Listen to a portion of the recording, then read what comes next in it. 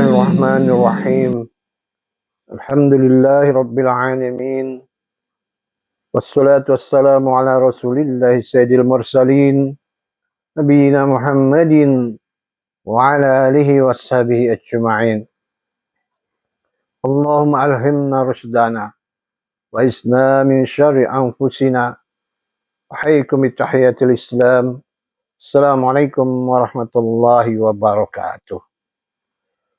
Sobat soleh dan soleha rahimakumullah. Waktu yang terus berjalan pastinya membawa perubahan dalam kehidupan ini. Dalam konteks personal, perubahan ini nyata sekali. Rasanya belum lama kita meninggalkan masa kanak-kanak, remaja, dan pemuda atau pemudi.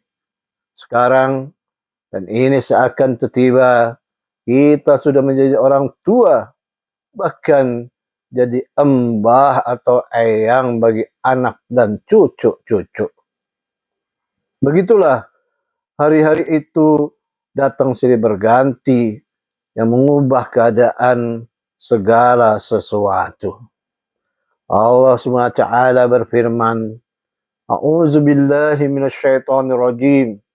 Walladzi khalaqakum min turabin summa min nutfatin summa min 'alaqah thumma yukhrijukum tifla thumma litablughu ashuddakum thumma litakunu syuyukha wa minkum man yutawaffa min qabl wa litablughu ajalan musamma wa la'allakum ta'qilun.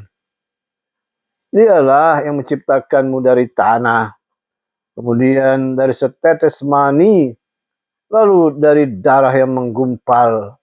Kemudian dia lahirkan kamu sebagai seorang anak kecil. Kemudian dia membiarkan kamu sampai dewasa, lalu menjadi tua. Akan tetapi di antara kamu ada yang dimatikan sebelum itu. Dan dia pun membiarkan agar kamu sampai kepada kurun waktu yang ditentukan dan agar kamu mengerti. Al-Quran Surat Ghafir ayat 67. Sobat soleh dan soleha rahimakumullah, perubahan ini tidak inkilabi atau serta-merta, akan tetapi tadarruji atau bertahap. Dalam konteks tarbiyah dan kaderisasi, faktor yang terkait dengan kondisi dan situasi, peristiwa dan sikap yang ada di luar lingkungan tarbiyah menjadi variabel penting dalam perubahan ini. Juga latar belakang para mutarabbi. Proses bertahap dan bertingkat harus dilakukan guna menjaga eksistensi dakwah dan tarbiyah ini. Sikap emosional dan tergesa-gesa akan menghasilkan kadar yang prematur, gagap, euforia, dan kultur shock. Alih-alih ingin keberhasilan, justru mendatangkan kerugian dan kontraproduktif. Saat Rasulullah SAW dan para sahabatnya menghadapi tekanan berat, waktu mereka masih berada di Mekah, ada sebagian sahabat yang emosional dan minta izin untuk memerangi kaum musyrikin yang menekan mereka. Maka Rasulullah SAW pun melarang dan mengatakan, Inna lam nu'mar bidzalik. Kita belum diperintahkan untuk melakukan itu. Sobat soleh dan soleha rahimakumullah, perubahan merupakan bagian dari kehidupan yang tak dapat dipungkiri. Tanpanya manusia menjadi stagnan dan tidak akan ada kemajuan, perkembangan, dan akhirnya jumud. Perubahan selalu beriringan dengan kesiapan beradaptasi. Sayangnya itu tidak mudah, bahkan tidak semua orang berani menghadapinya. Sebagiannya malah berusaha lari daripadanya. Kader dakwah hendaknya melihat perubahan ini sebagai peluang, bukan ancaman. Bahkan dapat bersahabat dengannya dan menjadikannya sebagai peluang untuk berkembang dan memajukan dakwah. Sobat soleh dan soleha rahimakumullah. Slogan Tarbiyah Madal Hayah atau tarbiyah sepanjang hidup bermakna kesiapan untuk menerima perubahan ini sekaligus mengantisipasi agar dakwah tetap eksis dan orsinil. Walaupun sering waktu semua berubah, namun tidak dengan tarbiyah. Ia tidak boleh dirubah, dihindari, apalagi diganti. Perkembangan situasi dan kondisi bukan menjadi alasan untuk membuang tarbiyah sejauh mungkin. Sekalipun dakwah sudah memasuki ranah politik dan kekuasaan, tarbiyah harus tetap berjalan. Bila terjadi stuck dan berhenti, itu berarti bunuh diri karena tidak percaya lagi dengan manhaj yang rabbani. Juga akan menyebabkan terputusnya estafeta dakwah karena ketiadaan kader pengganti dan pelanjut dakwah.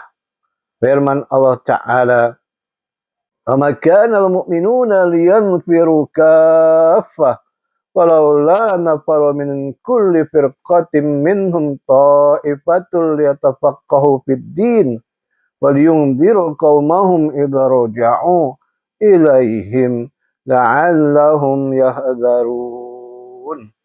Tidak sepatutnya orang-orang mukmin pergi semuanya ke medan perang. Mengapa sebagian dari setiap golongan di antara mereka tidak pergi tinggal bersama Rasulullah SAW untuk memperdalam pengetahuan agama mereka dan memberi peringatan kepada kaumnya apabila mereka telah kembali agar mereka dapat menjaga diri. Al-Quran Surat At-Taubah ayat 122. Sobat soleh dan soleha rahimakumullah, ayat tentang tarbiyah dan tafaqquh fiddin ini berada di tengah-tengah pembahasan tentang jihad yang menjadi tema sentral dari surat At-Taubah. Sebelum ayat ini, Allah Ta'ala menyinggung tentang perang Tabuk yang terjadi pada tahun 9 Hijriah dan suasana yang menyelimuti kaum muslimin pada saat perang maupun pasca perang. Lalu pada ayat sudahnya kembali Allah Subhanahu wa Ta'ala menyinggung masalah perang. Hal ini memberikan pemahaman bahwa seorang kader tidak boleh terlalu asyik masuk dengan satu bentuk aktivitas lalu melupakan yang lainnya. Melainkan ia harus senantiasa seimbang dan utuh dan tidak terperangkap dengan hal yang sektoral, parsial, dan juz'iyan. Dalam ayat ini, Allah telah memerintahkan kepada orang-orang yang beriman untuk selalu aktif mengikuti tarbiyah dalam situasi segenting apapun, seperti peperangan. Tarbiyah tetap harus berjalan, jangan sampai dilupakan karena hal itu tidak patut dilakukan. Tarbiyah dan tafaqquh fiddin itu tidak dibatasi oleh usia, waktu, tempat, situasi, dan kondisi, karena tarbiyah itu madal hayah, tarbiyah itu madal zaman, tarbiyah itu sepanjang hidup, tarbiyah itu sepanjang waktu. Sobat soleh dan soleh rahmatullah, sampai di sini dulu. Semoga bermanfaat. Wallahu a'lam bishawab. Assalamualaikum warahmatullahi wabarakatuh.